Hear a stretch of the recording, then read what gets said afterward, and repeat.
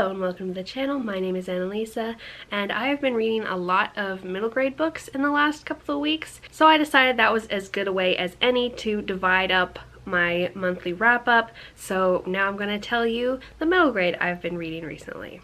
And I'll start off with one that I forgot to review in my April wrap-up, and that one is Esperanza Rising. I listened to this one on audiobook. I think it was about 5 hours long, so it wasn't super long. And it is a historical fiction about a 15-year-old girl from Mexico who was in a very rich family who owned a plantation.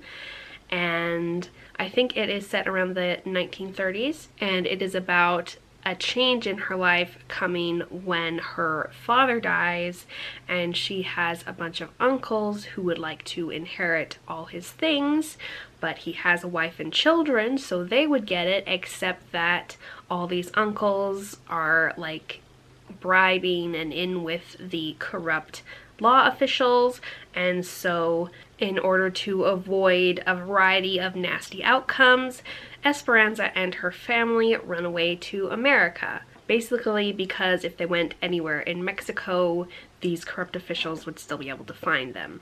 Life in America for immigrants from the South was not really great in the 30s. Even it was worse than it is now, which is still not great. And so Esperanza and her family become, there's a word for it, migrant workers, temporary workers, people who work on farms, and sometimes they have work year-round because there are different crops that are grown at different times of the year, but sometimes they are just unemployed for seasons at a time.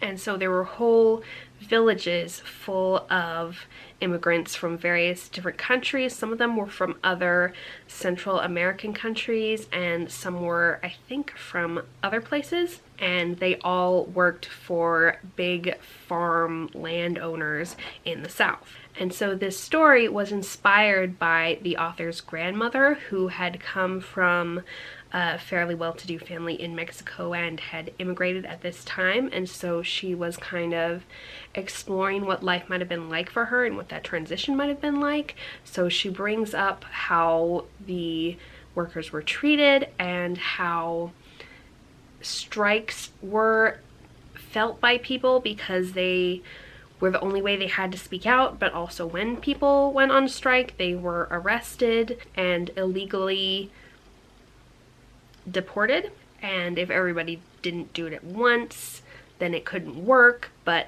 a lot of people were afraid to do it because they wouldn't get paid and then they wouldn't have food.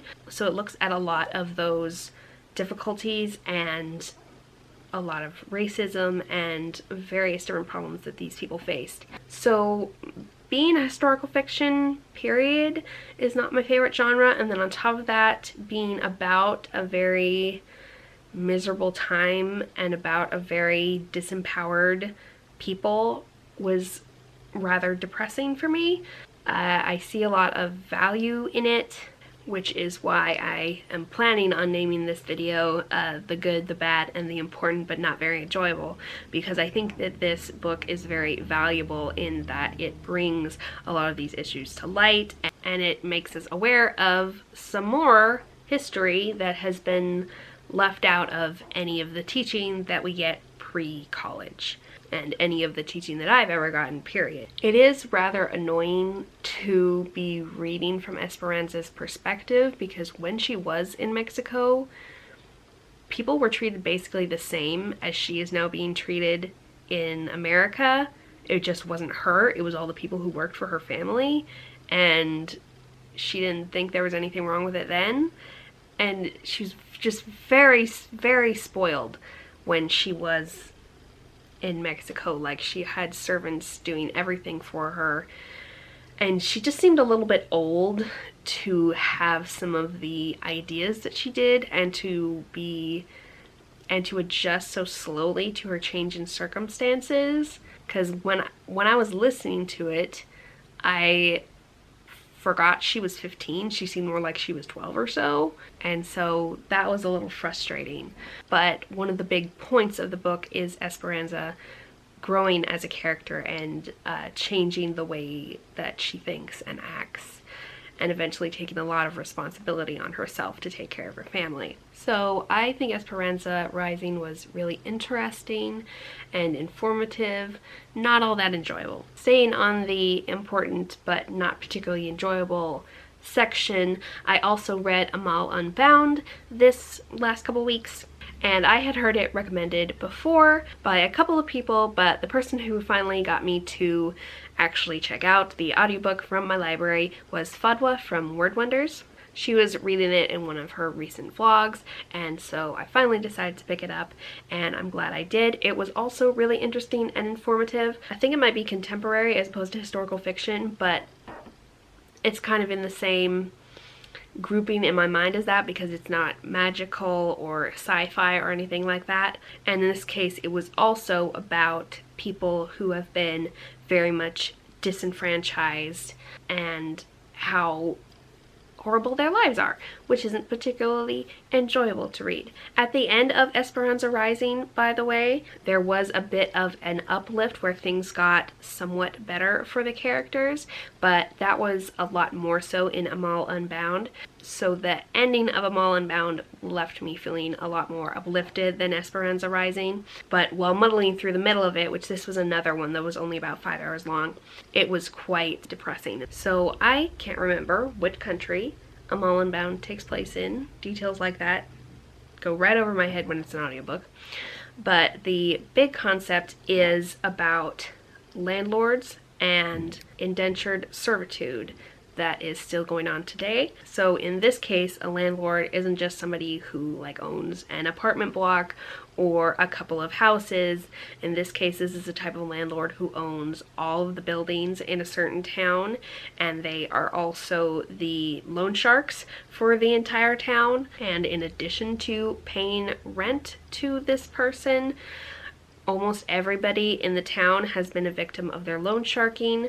So they constantly have debt over their heads that they have no way of paying off because the interest rates are exorbitant, because there haven't been enough laws controlling those issues, and this is all totally legal. And so indentured servitude comes in, where this person who everybody owes money to can at any point just say, okay, you're gonna work off part of your loan instead of just paying it to me because you can't pay it all back to me, so I can just decide that you work for me now for no money. And it also explores through that. We find out that the indentured servants aren't even working off the debt because they are being charged for room and board where they live, but not actual prices for room and board. They're being charged exorbitant fees, and they're not being counted enough for their work, so they are actually getting more in debt by being an indentured servant.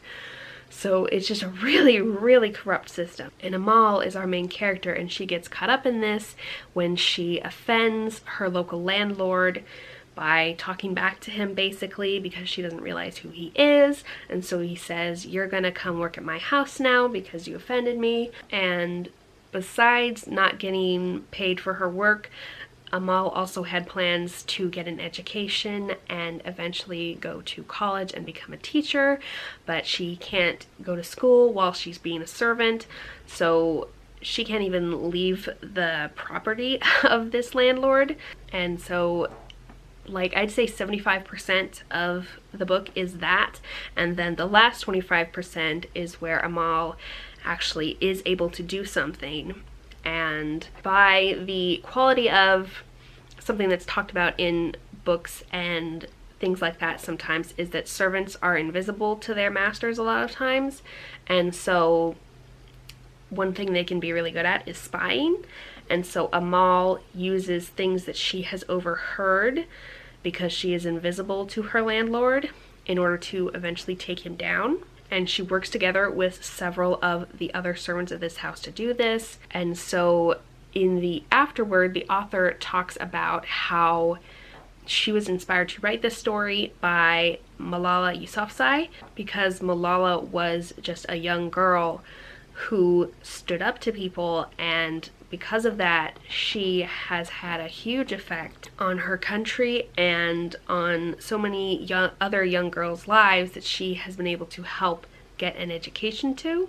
and she has brought so much awareness, and followed by that awareness, help to the girls who need it in her area. And so that inspired this author to write more about girls who have been disenfranchised, still being able to accomplish things and being able to make a difference. And I thought that was really cool, and I really enjoyed the uplifting ending. And that was very uplifting in the end, but quite the slog before that. So then I read a bunch of books by Jessica Day George, and this is an author who was recommended by Kara from the Wild Book Garden. I was watching one of her recent wrap-ups, and she described this author as writing cozy fantasy, and so I was really wanting something cozy at that time, so I decided to check this author out, and it went really well for me.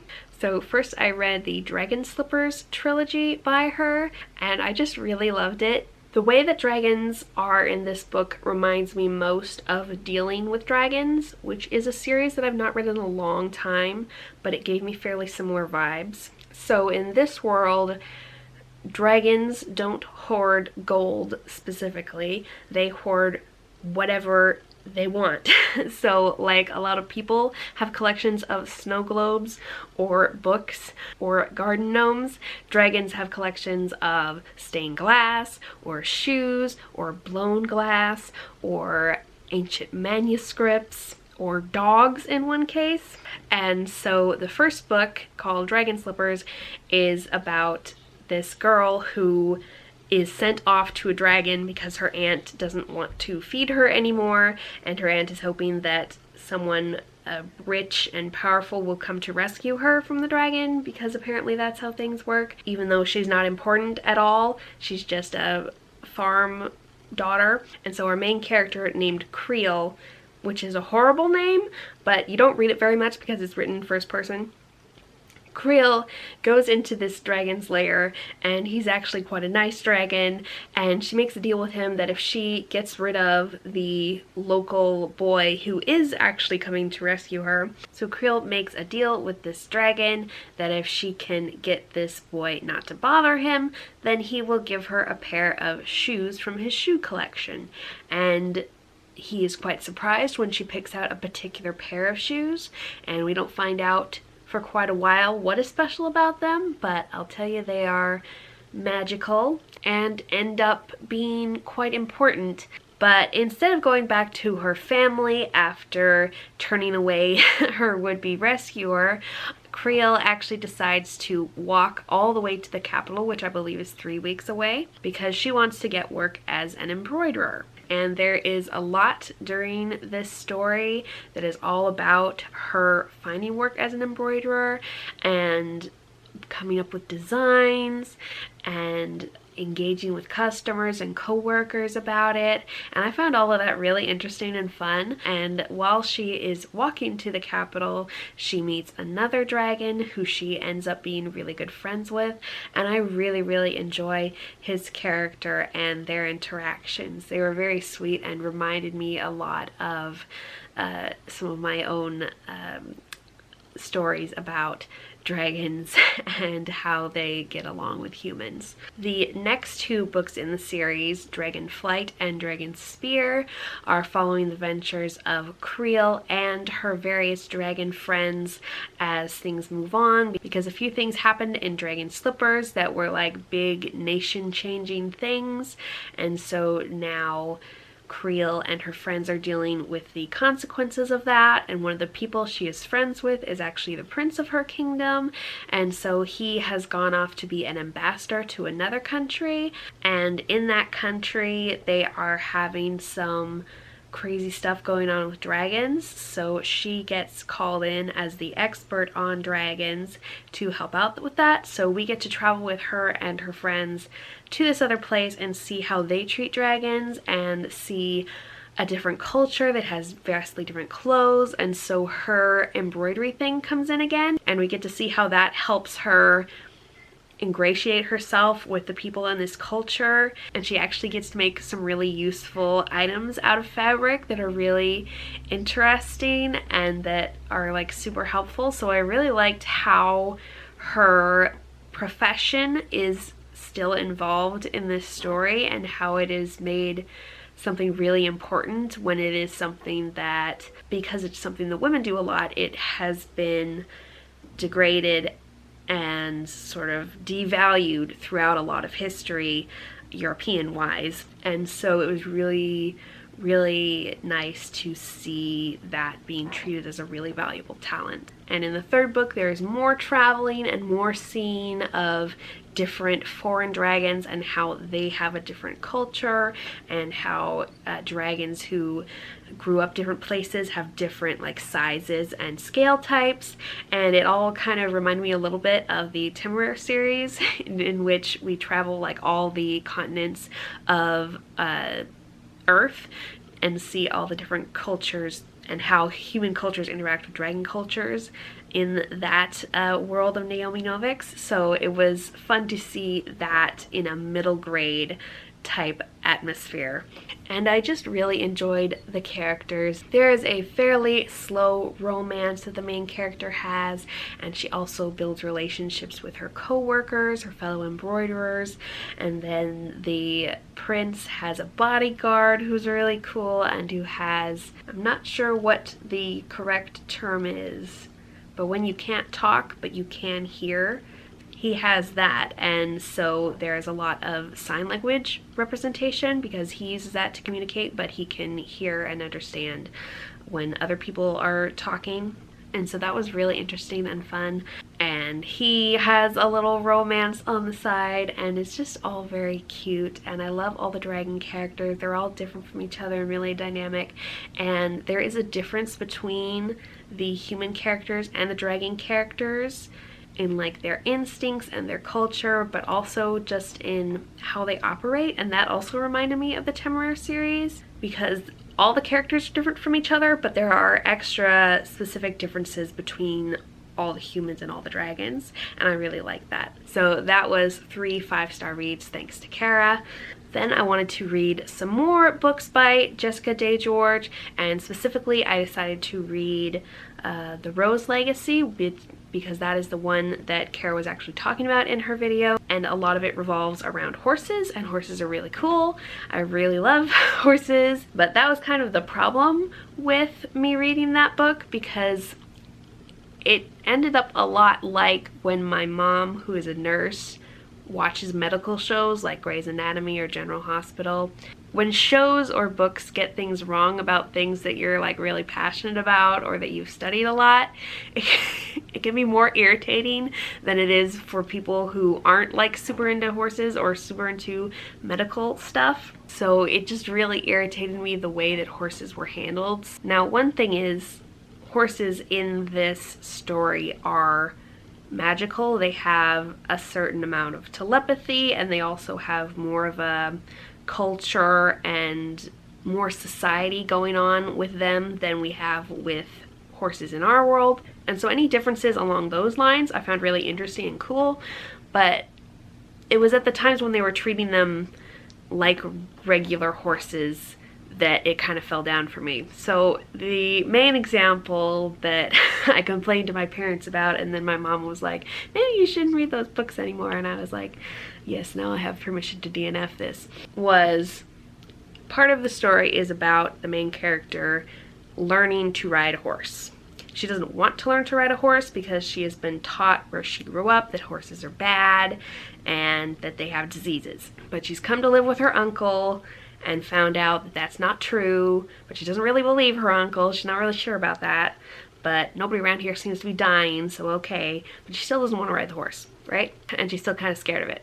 So her first day learning how to ride a horse, her uncle puts her on a horse. The horse has a lead rein. This makes sense. A lead rein is where you attach an extra rope to the halter of a horse, and this goes to a second person who is not riding on the back of the horse so that they can control the horse when the person who is riding is not that good at riding. So Anthea is the main character's name, and she has the reins of the horse, but her uncle has the lead rope, right? Now, when I learned to ride a horse, I got on the horse. First of all, we did a lot of talking about it before the actual riding on the horse. Like, I was part of the whole saddling process and brushing the horse, and we talked all about how not to scare a horse, etc. Because There are a lot of things that you can learn about a horse by talking about it that you don't learn as well by practicing, because if you learn it by practicing, you're gonna get hurt. And so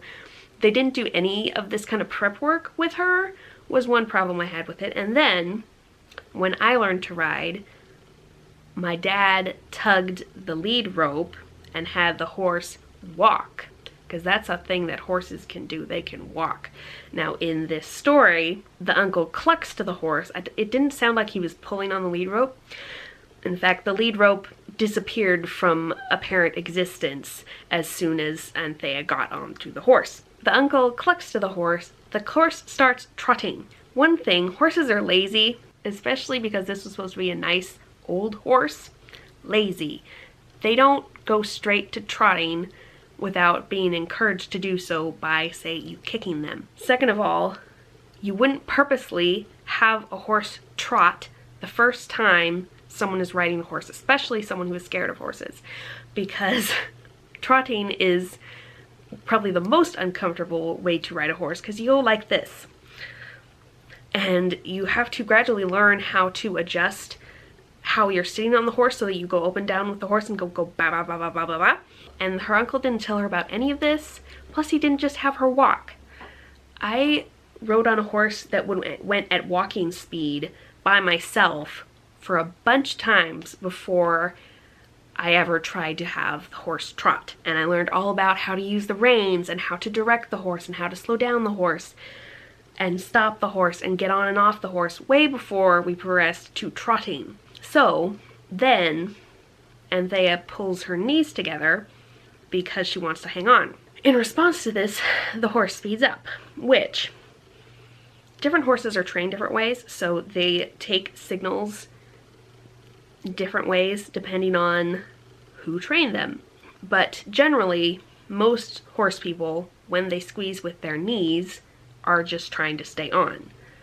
When you squeeze with your heels, that's when you're getting the horse to go faster, and the horse can tell the difference between your knees and your heels. Usually when someone is talking about directing the horse with your knees, they're talking about pushing in one of your knees to make them go the opposite direction. And so you do turn directions with your knees. You don't do go faster directions with your knees, because if you did, you wouldn't be able to hold on to the horse with your knees, which is the thing that you need to be able to do. So the horse is going fast, right? And remember, this is the first time this child has been on a horse. She's about 12 or 13. The uncle has a lead rein. Does he slow down the horse because something has gone wrong and she's going faster than she should be? No. He just says, stop the horse. So he tells her to stop the horse without telling her how to stop the horse. And so she squeezes tighter and tighter, and the horse keeps going faster until I think she shouts stop with her mind, and she has some telepathy with horses, and so the horse stops and she goes flying over the head, which, you know, Uncle could have seen coming and stopped happening, but no. He's either incompetent or a massive jerk who wanted her to fall off. At which point, I lost all respect for his character, and he seems like, with his place in the story, he's a character you're supposed to respect and like, and I couldn't after that, and I couldn't like any of the adults or any of the children who were like acting like that was totally normal, and then it had the whole thing of gotta get back on the horse, which is repeated umpteen times shortly following this episode, and is a phrase that I have particular problems with. In addition to the fact that it is used widely outside of horse circles and used badly, the only time you actually have to get back on a horse is if the horse threw on purpose and you are trying to teach the horse not to do that, which is something you do not do when you are a child who doesn't know how to ride a horse. Not getting back on a horse that has thrown you will not in fact crush your spirit or give you a deadly fear of horses. And also, you don't have to fall off a horse to learn to ride a horse. I have never fallen off a horse because my teachers both had brains and didn't want me to fall off the horse. So that drove me absolutely nuts, and I was at 43% when I finally decided that I wasn't going to be able to enjoy the characters and the story past all this horse problems. So I just gave up on that one and I will be reading other books by Jessica Day George because she did just fine with the stories about the dragons. It's just apparently, well, dragons aren't real, so she can't get it wrong, right? And probably if she writes about some other aspect of something that I'm not familiar with, like embroidery, I won't know if she gets it wrong, so it's not gonna bother me. And I really agree with Kara's characterization of what she writes is cozy fantasy, and I really enjoy that subgenre. So that was an experience. It gave me a lot of thoughts and made me excited to film this video so I could rant about it. But then the thing that I most recently read was Whichwood. I just finished that today. I got the audiobook of it, and I read the first book in this series a couple of months ago. It's called Furthermore. They are by Tehereh Mafi, and the covers are freaking gorgeous. Both Furthermores and Whichwoods. I love them so much. Like, the descriptions of the characters makes me want to do fan art, but also I don't feel as much need to do fan art because the covers have really excellent renditions of the characters. They're like correct and also beautiful. So I'm very excited about these covers and also about these characters. In Whichwood, we get 2 more characters to add to the 2 we got in Furthermore, and it's another boy and another girl. And in this case, the girl is called a Mordechur, and I don't know how to spell that, and the only reason I know how to say it is because it was an audiobook. But the way he always pronounced it made me think it was written in italics, and I have no idea if that's true because I haven't seen the text. But a Mordechur is somebody who takes care of the dead. Specifically, they wash them, and half physical washing, half magical spiritual washing. So she puts them in a tub of water and she scrubs them with a brush, but like the stuff she's scrubbing off isn't dirt, it's like nasty magic. And then she also prepares them for burial in other ways by wrapping them and making their coffins and actually putting them in the ground. And so we are introduced to her when she is super overworked because there is too much work for one person and she doesn't have enough money to pay anybody to help her because the people who give her the dead bodies, because she lives outside of a town and they just send all the dead bodies her way, don't bother to pay her because they know she'll take care of it anyway, because she has a spiritual connection to the dead and she can't bear to not take care of them. And so she's in a real bad place psychologically and physically, being super drained, when our 2 characters from Furthermore, being Alice and I can't remember the boy's name. I listened to it like 20 minutes ago. But those 2 come along because Alice has done her surrender this year, which is a concept from Furthermore. But after a surrender, a 13-year-old or 14-year-old gets a quest. And so Alice's quest is to come help this Mordechur, whose name is Layli, I think. And she brings her friend from the last book along for help because she helped him with his quest last time.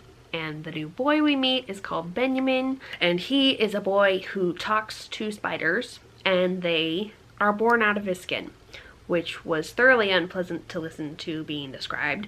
But there are a lot of things that were unpleasant to listen to being described in this book because it's all about dead people.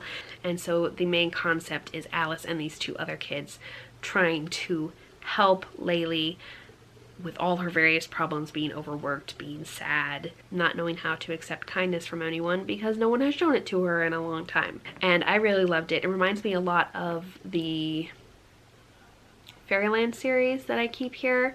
That is one of my favorites in that it is in a wacky magical world where each area of the wacky magical world has its own special rules that you have to abide by, and there are really crazy beautiful towns and everywhere is totally different from everywhere else, and magic works in all sorts of crazy and unexpected ways, and I just really enjoy that. The relationships between the characters are really interesting and fun.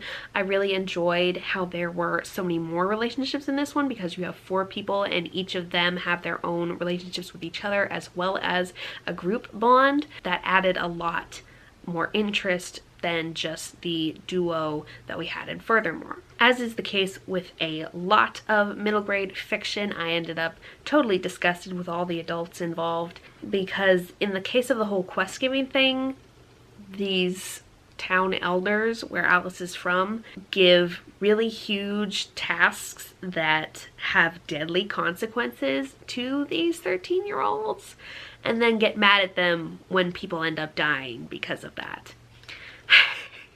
But fortunately, we don't have to be around those people hardly at all. We mostly just get to hang out with the children, so I can just pretend those people don't exist. I actually had kind of high hopes for Alice's parents not being stupid and jerks, because the last book was about Alice recovering her father on this quest, who she's been without for years, and about how much she loves him and cares about him and needs him. And then he was a jerk to her in this book, so that really irritated me. But other than that, I absolutely adored it and think it was a really nice way to continue the series, if a bit grosser than Furthermore. So those are the middle grade books I've been reading recently. Do you like middle grade? Do you prefer a different age group? And why do you prefer a certain age group? The booktubers I mentioned will be linked below. Thank you so much for watching, and I will see you in the next video. Bye!